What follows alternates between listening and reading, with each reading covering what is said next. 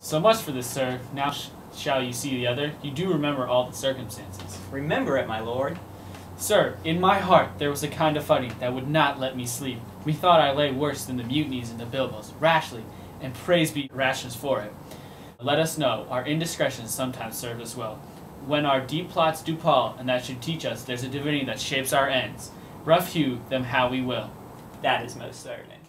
Up from my cabin, my sea gown scarfed about me, in the dark groped I to find out them, had my desire, fingered their packet, and in fine withdrew to my own room again, making so bold, my fears forgetting manners, to unfold their grand commission, where I found Horatio a royal knavery, an exact command, larded with many several sorts of reasons, important Denmark's health and England's too. With ho! Such bugs and goblins in my life, that on the supervised, no leisure baited, no, not to say the grinding of the axe, my head should be struck off. Is it possible? Here's the commission.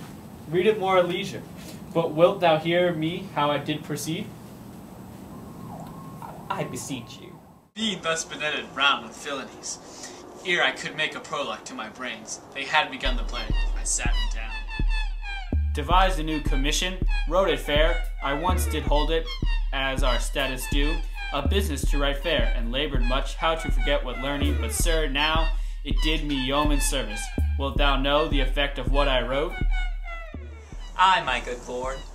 That the palm might flourish, as peace should still her wheaten garland wear, and stand a comma tween their amenities, and many such alike as is of great charge, that on the view and knowing of these contents, without debatement further, more or less, he should those bearers put to sudden death, no shriving time allowed. How is this sealed? Why, even in that was heaven ordinate. I had my father's signet in my purse, which was the model of that Danish seal. Folded the writ up in the form of the other, subscribed it, gave it the impression, placed it safely. The changeling never known. Now, the next day was our sea fight, and what to this was sequent thou knowest already. So Sir and Rosencrantz, go to it? Why, man, they did make love to this employment. They are not near my conscience. Their defeat does by their own insinuation grow. 'Tis dangerous when the baser nature comes between the past and fell incensed points of mighty opposites.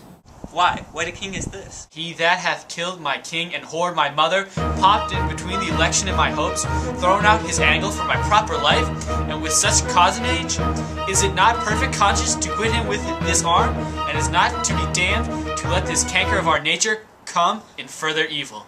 It must be shortly known to him from England. What is the issue of the business there?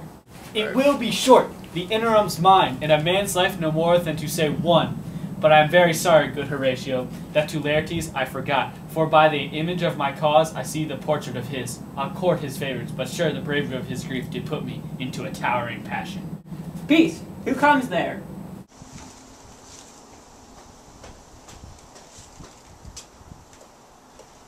Your lordship is right. Welcome to Denmark. I humbly thank you, sir. Dost know this water flag? No, my good lord. Thy state is the more gracious, for 'tis a vice to know him. He hath much land and fertile. Let a beast be a lord of beasts, and his crib shall stand at the king's mess.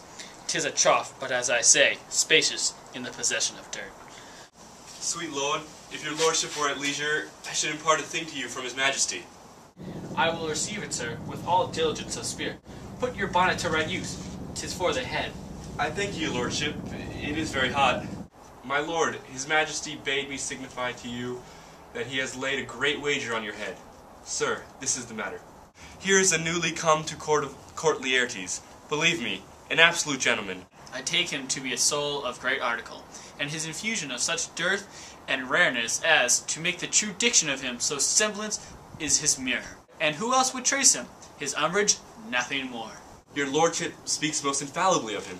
The concerning, sir. Why do we wrap the gentleman in more rare breath? Sir? Is it not possible to understand another tongue?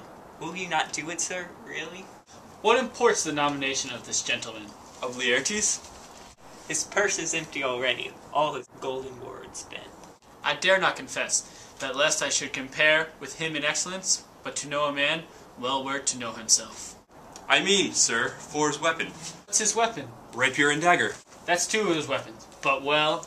The king, sir, hath laid that a dozen passes between yourself and him. he shall not exceed you 3 hits.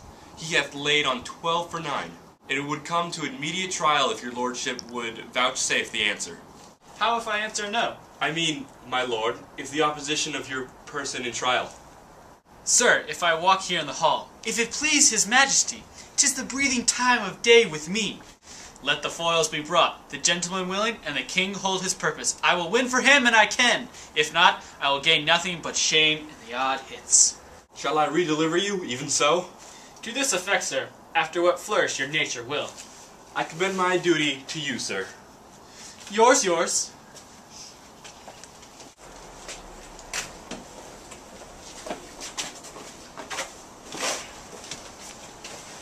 My lord, his majesty commended him to you by young Osric, who brings back to him that you attend him in the hall. He sends to know if your pleasure hold to play with Laertes, or that you will take longer time.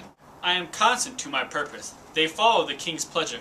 If his fitness speaks, mine is ready, now or whensoever, provided I be able so as now. The king and queen are all coming down. In happy time. The queen desires that you use some gentle entertainment to Laertes before you fall to play.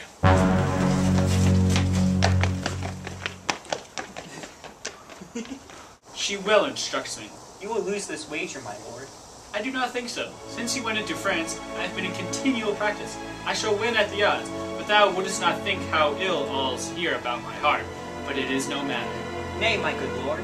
It is but foolery, but it is such a kind of gain-giving as would perhaps trouble a woman. If your mind dislikes anything, obey it. I will forestall the repair hither, and say you are not fit. Not a whit. We defy augury. There's a special providence in the fall of the sparrow. If it be now, 'tis not to come. If it be not to come, it will be now. If it be not now, yet it will come. The readiness is all, since no man of aught he leaves knows. What is it to these betimes? Let be.